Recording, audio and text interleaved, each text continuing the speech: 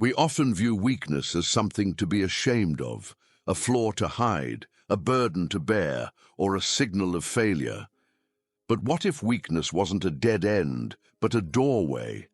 What if the moments that expose our deepest vulnerabilities are actually the ones that prepare us for our greatest victories? This is the story of Daniel, a quiet, introverted young man who spent most of his life trying to avoid attention. He wasn't the loudest voice in the room, the most athletic or the most popular, but his quiet strength would one day surprise everyone, including himself. This story is a journey through fear, failure, and ultimately, unexpected resilience. Daniel grew up in a small town where strength was often defined by physical power or loud confidence. In school, he was the quiet kid who sat at the back of the classroom, doodling in his notebook and avoiding eye contact. He was brilliant, but shy. His teachers praised his essays, but his classmates barely knew his name. At home, he often felt invisible. His father was a military veteran, strong, stoic, and emotionally distant. His mother, overworked and overwhelmed, rarely had the time to see the quiet struggles behind Daniel's silence. Despite this, Daniel found comfort in books. Stories of heroes, journeys, and inner strength fascinated him. He imagined himself one day doing something meaningful, even if no one else could see it yet. After high school, Daniel got a scholarship to a prestigious university. It was supposed to be his big break, the moment when everything would change. But instead, it became the stage for his first major collapse. Far from home, without a support system, Daniel quickly spiraled into anxiety and self-doubt. He felt overwhelmed by the noise of campus life, the competition, and the pressure to be someone he wasn't. He stopped attending classes, withdrew from social circles, and eventually failed 2 courses. The final blow came when he received an email from the dean's office: academic probation. Daniel hit rock bottom. He sat in his tiny dorm room, staring at the ceiling, tears rolling down his cheeks. For the first time in his life, he thought about giving up. On the verge of dropping out, Daniel wandered into a small campus cafe late one night. There, he met Professor Ellen Grant, a soft-spoken woman known for her empathy and insight. She noticed his tear-streaked face and invited him to sit. They talked for hours. Daniel opened up in a way he never had before, about his fears, his failures, and his feeling of not being enough.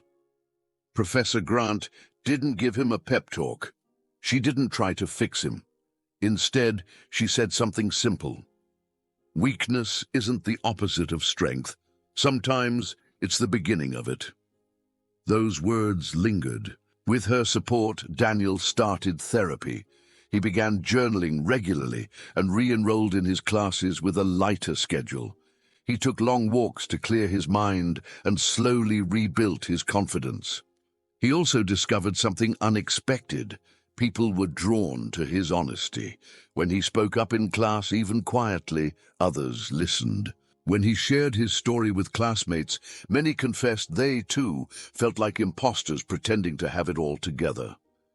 Daniel had spent his whole life trying to hide his weaknesses, but now, by embracing them, he was building genuine connections and inner strength. During his final year, Daniel was nominated to speak at a university TEDx event. His initial instinct was to say no. The thought of standing on stage, all eyes on him, was terrifying. But then he remembered that night in the cafe. How words from one person changed his path. He accepted.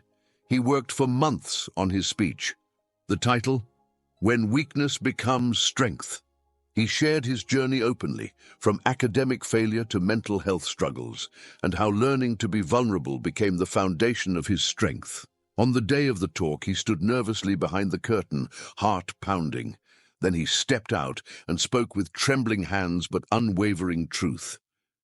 The audience was silent, not from disinterest, but from connection. And when he finished, the applause was thunderous.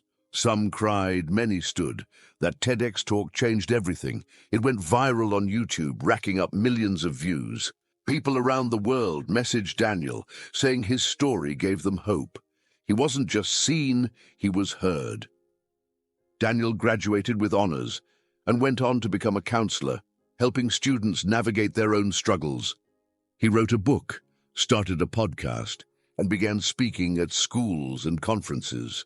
But he never forgot the truth he learned. Strength isn't loud or perfect. Sometimes it's found in quiet resilience, in broken places that heal stronger than before. Years later, Daniel visited his hometown. He walked past his old school and paused. He saw a boy sitting alone on the bleachers reading a book. Daniel walked over and sat beside him.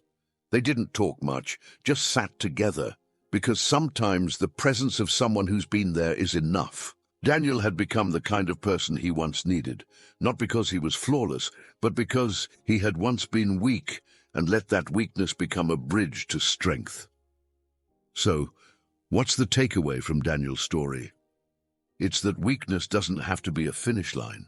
It can be a starting point. It can be the soil where resilience takes root. When we stop running from our pain and instead allow ourselves to sit with it, understand it, and grow from it, we find a strength that doesn't shout, but endures. If you're in a season of weakness right now, remember this: you are not broken. You are becoming. Let your weakness lead you to connection, to self-awareness, and to the unexpected resilience that's already inside you. Because sometimes the story you're most afraid to share is the one that will set you and others free.